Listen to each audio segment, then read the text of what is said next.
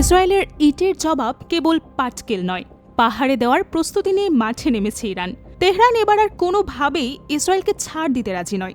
দেশটির সর্বোচ্চ ধর্মীয় নেতা আয়াতুল্লাহ আলী খামেনি সাফ বলে দিয়েছে, ইরানের কঠোর জবাব এবার ইসরায়েলকে একা ও অসহায় করে দেবে। কেবল মুখের কথা নয়, ইরানের হাতে নানা রকম হাতিয়ারও আছে, আর এবার সেসব অস্ত্র একত্র করে তেল আবিব বধের মিশনে তেহরান। মধ্যপ্রাচ্যে উত্তেজনা আরও বেড়েছে। ইরান ও ইসরায়েলের মধ্যে চলমান সামরিক সংঘাতের মাঝে সামনে আসছে নতুন খবর। ইরানের বিপ্লবী গার্ডের এক শীর্ষ কমান্ডার জানিয়েছেন, হরমুজ প্রণালী বন্ধের বিষয়টি এখনও বিবেচনাধীন রয়েছে, যে কোনো সময় ইরান এই কাজটি করতে পারে। শনিবার ইসরায়েলি বাহিনী টানা দ্বিতীয় দিনের মতো ইরানে হামলা চালায়। দেশটির প্রতিরক্ষা বাহিনী টেলিগ্রামে জানিয়েছে, ইরানে হুমকি সরাতে বিমান বাহিনী হামলা অব্যাহত রেখেছে।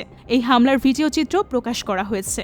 এর আগে শুক্রবার রাতে ইরান ইসরায়েলের উপর পাল্টা ক্ষেপণাস্ত্র হামলা চালায়। দেশটির পররাষ্ট্র মন্ত্রণালয় জানিয়েছে, ইসরায়েলি হামলায় ইরানের অন্তত ৭৮ জন নিহত হয়েছে।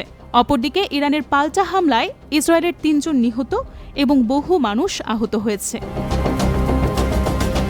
এই রক্তক্ষয়ী ঘটনার সূত্রপাত হয় ইসরায়েলের একক হামলায়, যেখানে ৩ জন ইরানি সামরিক কমান্ডার নিহত হন। এরই প্রেক্ষিতে ইরান তার সামরিক ঘাঁটি এবং পরমাণু স্থাপনায় হামলার জবাবে একযোগে শত শত ক্ষেপণাস্ত্র ছোড়ে ইসরায়েলের দিকে। ইরানের বিপ্লবী গার্ডের সিনিয়র কমান্ডার সর্দার ইসমাইল কৌসারি দেশটির রাষ্ট্রীয় সংবাদ মাধ্যমকে বলেন, হরমুজ প্রণালী বন্ধের সিদ্ধান্ত আমাদের হাতে এবং জাতীয় স্বার্থেই আমরা সঠিক পদক্ষেপ নেব।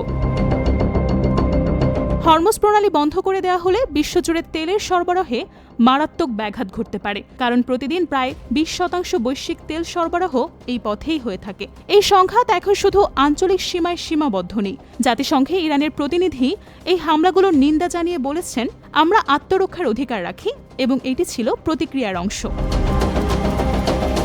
এদিকে বিশ্বের বিভিন্ন দেশ থেকে সহিংসতা বন্ধের আহ্বান জানানো হয়েছে। ইউরোপীয় ইউনিয়ন, রাশিয়া ও চীন সহ অনেক দেশই দুই পক্ষকে সংযম দেখানোর অনুরোধ জানিয়েছে। বিশ্লেষকরা বলছেন, হরমুজ প্রণালী বন্ধ হয়ে গেলে আন্তর্জাতিক বাজারে জ্বালানি তেলের দাম ব্যাপক হারে বৃদ্ধি পেতে পারে, যার প্রভাব পড়বে বিশ্বের প্রায় প্রতিটি দেশের অর্থনীতিতে।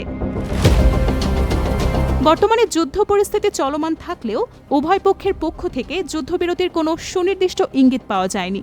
এই উত্তপ্ত পরিস্থিতিতে আন্তর্জাতিক সম্প্রদায় গভীর উদ্বেগ প্রকাশ করেছে এবং পরিস্থিতি স্বাভাবিক করার আহ্বান জানিয়েছে। তবে দুই দেশের নেতারা এখনও নিজেদের অবস্থান থেকে এক চুলও সরেননি।